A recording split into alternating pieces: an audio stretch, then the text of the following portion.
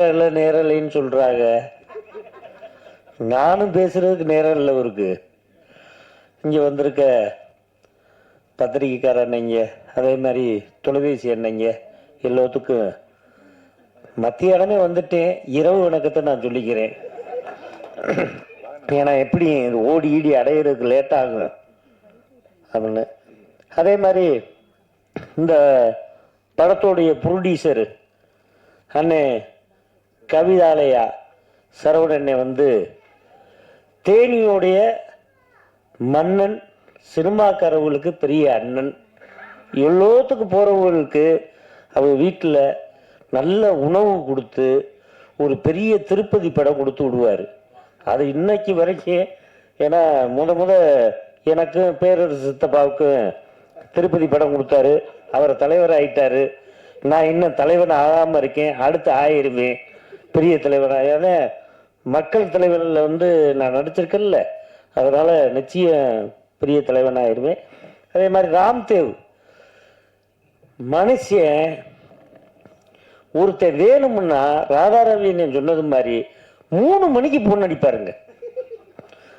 அண்ணே எங்கே இருக்கீங்க அப்படின்னு. பஸ் ஷாட்டு உங்களுக்கு 4 மணிக்கு நீங்கள் அந்த பாருக்கு வந்துருங்க. நான் 4 மணிக்கு நான் போயிட்டேன். போய் நானும் வெயிட் பண்ணி பார்க்குறேன். யாருமே பாரும் துறக்கிறாப்புல இல்லை, கடையும் ஓப்பன் ஆகலை. என்னடா நம்மளை வர வச்சுட்டு இந்த ஆள் யாருமே வரலையே அப்படின்னு. அதுக்கப்புறம் அப்படின்னு கதவை தட்டினேன். அந்த பாரில் போய் தட்டவும் அன்னைக்கு இவ்வளவுக்கும் ஒயின் ஷாப் லீவு. கதவை போய் தட்டவும் அவன் வந்து உள்ள இருந்து இப்படி பார்த்தாப்புல பார்த்துட்டு, அண்ணே இன்னைக்கு பிளாக்ல சரக்கு ஓடாதுன்னே. ஐயோ நான் சரக்கு வாங்க வரலையா, நடிக்க வந்திருக்க. டைரக்டர் உள்ள இருக்காரா, வர சொல்லியா அப்படின்னு. டைரக்டர் அவன் தூங்குலே இருப்பான், துருமுலே இருப்பாயா, அங்கிட்டு சந்துக்குள்ள சுத்திக்கிட்டு இருப்பாப்புல, கூப்பிடியா அப்படின்னு. அதுக்கப்புறம் அண்ணே நம்ம ஜெயக்குமார் அண்ணே எனக்கு போன் அடிக்கிறாரு. அண்ணே அங்கேயே இருங்க, இந்த சாவி வாங்கிட்டு வந்துரு, இப்ப திறந்து உள்ள எடுத்துருவோம். சரி அப்படி சொல்றியேனே, நானும் வந்து ரொம்ப நேரம் டயர்ட் ஆயிடுச்சு. காலையிலே குளிச்சு சாமி நான் சிவன் கோயிலில் போய் சாமி மட்டும் வந்துட்டு ஒரு 2 பீர் மட்டும் கூலிங்க எனக்கு கொடுக்க சொல்லுங்க. இப்போ எனக்குள்ள குடிச்சுக்கிட்டே இருக்கேன், வந்து உள்ள நடிச்சுக்கலாம் அப்படின்னு சொன்னேன். உன்னை பார்த்து அவர் சிரிச்சார். அண்ணே இன்னைக்கு கடையெல்லாம் திறந்து வியாபாரம் பண்ணக்கூடாதுன்னு அப்படின்னு. ஏங்க ஏற்கனவே பேரரசு சித்தப்பா வந்தாரு, திறந்து விட்டிய. அவர் 10 ரூபா பாட்டிலுக்கு பேசினாரு, இப்ப எனக்கு ஏன் திறந்து விட மாட்டிய? அன்னைக்கு வந்து ஒரு 10 ரூபா வச்சிருந்ததுனாலதான் அவ்வளவு பேசினீங்க. இன்னைக்கு 20 ரூபா எக்ஸ்ட்ரா ஏறி இருக்குதுன்னா எந்த நாயத்தை போய் சொல்றது அப்படின்னு சொன்னேன். சொல்லவும் பேரரசு சித்தப்பா சொன்னது மாதிரி இந்த படம் ரிலீஸ் ஆனா எல்லா மது குடிக்கிற நண்பர்கள் ஃபுல்லா பேரரசு சித்தப்பா வீட்டில் போய் நிற்பாங்க. நிச்சயம் ஒரு கொள்கை ஏற்படும், இந்த பாட்டில் விலையை குறைக்கப்படும். அதே மாதிரி இன்னமும் ஏன்னா 9:45 கடையினா அடைக்கிறாங்க. இந்த ஆட்சியில் வந்து நைட்டு 12 மணி வரைக்கும் கடை இருக்கணும்னு நான் கேட்டுக்கிறேன். அதே மாதிரி காலைல 7 மணிக்கு கடையை திறக்கணும்னு கேட்டுக்கிறேன். 2வது இந்நேரம் தலைவா முக்கியமான விஷயத்த பேசிக்கிட்டு இருக்கேன் தலைவா. டைமாச்சுன்னு சொல்லிக்கிட்டு இருக்கீங்க. என்னன்னா அங்கனக்குள்ள ஒயின் ஷாப் ஃபுல்லா கம்மியா இருக்கு, நிறைய திறந்து விடுங்கன்னு கடவுள்கிட்ட கேட்டுக்கிறேன். நன்றி, வணக்கம்.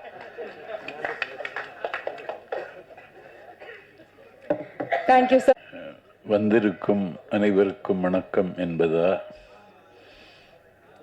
இல்லை நொந்திருக்கும் அனைவருக்கும் வணக்கம் என்பதா என்கிற அளவிற்கு குறிப்பிட்ட காலத்தை தாண்டி நிகழ்வு நடந்து கொண்டிருக்கிறது. இதே அரங்கத்தில் ஒரு நூல் வெளியீட்டு விழா இருக்கிறது.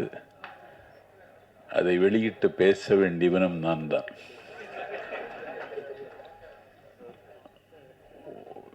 பேரரசு அவர்கள் நீங்கள் தொடர்ந்து நடிக்க வேண்டும் என்று என்னிடத்தில் கேட்டார்கள். பொதுவாக ஒரு 100% சுயமரியாதைக்காரன் நான். யாரிடத்திலும் எதற்காகவும் நான் போய் யாருடைய வாசலிலும் நின்றதில்லை. எனக்கு வந்திருக்கிற வாய்ப்புகள் எல்லாம் தானாக வந்ததானே தவிர நானாக கேட்டு பெற்றதில்லை. ஆனால் சினிமா எனக்கு புதியதுதான். ஒரு சினிமா ஒரு மிகப்பெரிய தாக்கத்தையும் வீச்சையும் ஏற்படுத்த முடியும் என்பதை நான் மாணவனாக இருக்கும் பொழுதே நான் உணர்ந்திருக்கிறேன். மக்கள் திலகம் எம்ஜிஆர் இந்த மண்ணில் முதலமைச்சராக இருந்தார் என்பதற்கு சினிமாவும் ஒரு காரணம் என்பதை யாரும் மறுக்க முடியாது. கலையும் இலக்கியமும் மக்களுக்காக என்றான் மாயோகோஸ்கி. ஆகவே கலையும் இலக்கியமும் மக்களுக்காகவே இருக்க வேண்டும். அறிஞர் பெருந்தகை அண்ணா அவர்கள் ஒரு மிகப்பெரிய பேரறிஞர். உலக வரலாற்றில் அண்ணாவுக்கு நிகரான அறிவு படைத்த தலைவர்கள் அண்ணாவுக்கு முன்னும் இல்லை பின்னும் இல்லை. ஒரு வரலாற்று மாணவனாக நாஞ்சில் சம்பத் இங்கே பதிவு செய்கிறேன். அந்த அண்ணா இந்த கலை உலகத்திற்கு என்ன செல்வாக்கு இருக்கும்பதை சரியாக உள்வாங்கிக் கொண்டார். அவரே ஓர் இரவு என்கிற நாடகத்தை ஓர் இரவில் எழுதி முடித்தார். சொர்க்கவாசல் என்று ஒரு நாடகத்தை எழுதினார்.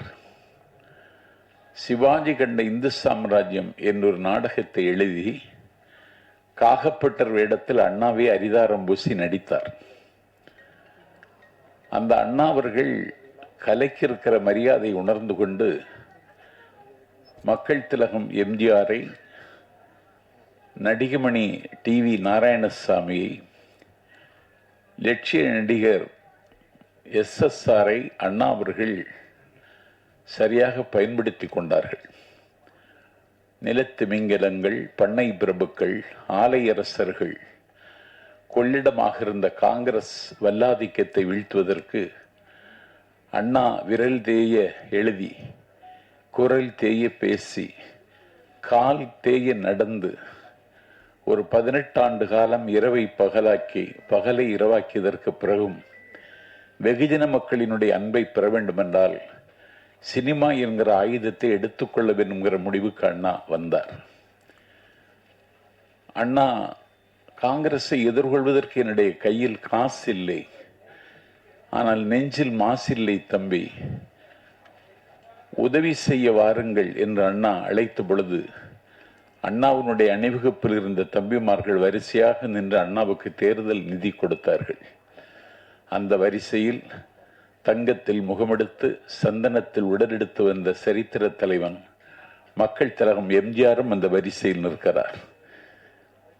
அண்ணா எம்ஜிஆரை பார்த்தவுடனே, நீ இதற்கு நிதி தர வந்தாய், நீ தேர்தல் யுத்த காலத்தில் தெருவில் உன் முகம் காட்டு, 30 லட்சம் ஓட்டுகள் பெட்டியில் வந்து விழும் என்று அண்ணா அவர்கள் எம்ஜிஆரை பார்த்து அன்றைக்கு சொன்னார்கள். ஆகவே சினிமாவுக்கும் தமிழ்நாட்டுக்கும் இருக்கிற உறவு என்பது வானத்துக்கும் சிறகுக்குமான உறவு. அந்த உறவு காலந்தோறும் யாராவது ஒருவர் புதுப்பித்துக் கொண்டே வருகிறார். அந்த வகையில்தான் தளபதி விஜய் இன்றைக்கு அந்த இடத்தை எட்டியிருக்கிறார். அந்த இயக்கத்தில் ஒரு கேம்பெயின் செக்ரட்டரி என்கிற பொறுப்பு ஏற்றிருக்கிற நான், கொஞ்சம் பரபரப்பு, டைட் ஷெட்யூல் என்பார்கள். ராம்தேவ் என்னை ஒரு சூரிய உதயத்தில் அழைத்தார். ஒரு சினிமாவில் நீங்கள் நடிக்க வேண்டும் என்று. என்ன கதை என்று கேட்டேன். கொஞ்சம் அரசியல் சார்ந்ததுதான் என்றார்.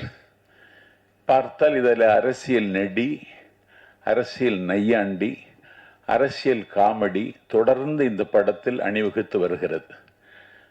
அந்த படத்திலே நான் நடித்ததில் எனக்கு மிகுந்த மகிழ்ச்சி. எனக்கு இந்த படத்தில் நடித்ததன் மூலம் கவிதாலயா சரவணன், ரவி மரியா, கஞ்சா கருப்பு, கேமராமேன் கார்த்திக் நாயர் போன்றவருடைய நட்பும் தொடர்பும் தோழமையும் எனக்கு கிடைத்திருப்பது இந்த படத்தில் எனக்கு கிடைத்த லாபம். ஆனால் ஒன்று, அரசியல் நெடி கடந்த படங்கள் தொடர்ந்து வர வேண்டும். ஏனென்றால் ஒரு சொற்பொழிவாளனுக்கும் எழுத்தாளனுக்கும் தான் அரசையும் அரசாங்கத்தையும் அவலத்தையும் அம்பலப்படுத்த வேண்டும் என்கிற பொறுப்பில்லை. சினிமாவுக்கும் அந்த பொறுப்பு இருக்கிறது. Right to differ, right to criticise, எல்லாற்றையும் விமர்சிக்க வேண்டிய கடமை சினிமாவுக்கும் இருக்கிறது. அந்த வகையில் இந்த படத்தை சரியான இடத்தில் கொண்டு வந்து தம்பி ராம்தேவ் இயக்கி இதை வெற்றிகரமாக இன்றைக்கு வெளிக்கொண்டுகிற ஒரு இடத்தில் அவர் வந்து நிற்கிறார். இந்த படத்திலே அரசியல் நையாண்டி நெடி எல்லாம் இருந்தது என்பதை விட இந்த படம் சமகால சூழலை பதிவு செய்திருக்கிறது. எப்போது ஒரு கலைஞன் சமகாலத்தை பற்றி சிந்திக்காமல் படம் எடுக்கவில்லையோ அந்த படம் தோற்று போகும், தொலைந்து போகும். ஆகவே சமகால சூழலை மையமாக வைத்து எடுத்திருக்கிற இந்த படம் பெரிய ஸ்டார் நட்சத்திர தகுதி உள்ளவர்கள் இந்த படத்தில் அணிவகுக்கவில்லை. நான் ஒரு புலிவாளன், அண்ணன் பழக்கருப்பையா ஒரு புலிவாளர். நாங்களெல்லாம் இந்த படத்தில் நடித்திருக்கிறோம் என்று சொன்னால் ஒரு கலைக்கும் இலக்கியத்துக்கும் மதிப்பு கொடுக்க வேண்டும் என்பதல்ல. ஒரு சமகால சூழலை பதிவு செய்கிற படம் நீண்ட இடைவெளிக்கு பிறகு தமிழ்நாட்டில் வருகிறது, வந்திருக்கிறது என்றால் அந்த கடமையை செய்தவன் இயக்குனர் ராம்தேவ். அவருக்கு முகமாகவும் அவருடைய தாகத்திற்கு தண்ணீராகவும் அவருடைய பசிக்கு சோறாகவும் கவிதாலயா சரவணன் அவர்கள் வாய்த்தார்கள். 3 நாட்கள் தேனியில் முற்றுகையிட்டு இந்த படத்தை நடித்து கொடுத்ததில் நான் மிகுந்த மகிழ்ச்சி அடைந்தேன். இந்த படத்தினுடைய வெளியீடு விரைவில் வரும் என்று நான் கருதுகிறேன். என்னை பொறுத்தவரையில் தொடர்ந்து இது போன்ற படங்கள் வர வேண்டும். படங்கள் வருவதன் மூலம்தான் இந்த கலையையும் நாம் பாதுகாக்க வேண்டிய கடமை இருக்கிறது. ஏனென்றால் ஒரு நுகர்வு கலாச்சாரத்தின் நுகத்தடியில் நீங்களும் நானும் பூட்டப்பட்டு விட்டோம். எல்லோரும் இன்றைக்கு ஆண்ட்ராய்டு போனிலேயே தங்களுடைய பொழுதையெல்லாம் செலவழித்துக் கொண்டிருக்கிறார்கள். செத்து கிடக்கிறவன் கையிலும் போன் இருக்கிறது, அப்பொழுதும் போன் ஒலிக்கிறது. பக்கத்தில் இருக்கிறவன் இதை எடுக்கிறான். அண்ணாச்சி இல்லையான்னு கேட்டான், போயிட்டாருன்னா. இல்லையே வருவேன்னு சொன்னாரேங்கிறான். அவரு தான் போயிட்டாருன்னா. திருப்பி எப்ப வருவாருன்னு கேட்டான். வர முடியாத ஊருக்கு போயிருக்கிறார், இனிமேல் வரமாட்டார்னு சொன்னவரும் விட மாட்டேங்கிறான்.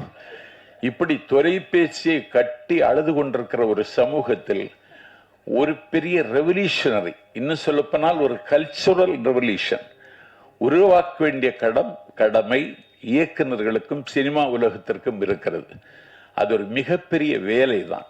அந்த வேலையை செய்வதற்கு வருகிற காலத்தில் திரையுலகத்தில் இருக்கிற பிரமுகர்கள் முன் வந்தால் நாடும் வீடும் நலமாகும் என்பதை சுட்டிக்காட்டி பல வெற்றி படங்களை இயக்குகிற கடமை வருகிற காலத்தில் ராம்தேவுக்கு கிடைக்க வேண்டும் என்றும் கவிதாலயா சரவணன் அவரை கைவிட்டுவிடக்கூடாது என்றும் கேட்டு இந்த படம் வெற்றி பெற என்னுடைய வாழ்த்தை தெரிவித்து விடைபெறுகிறேன். நன்றி, வணக்கம். Thank you sir.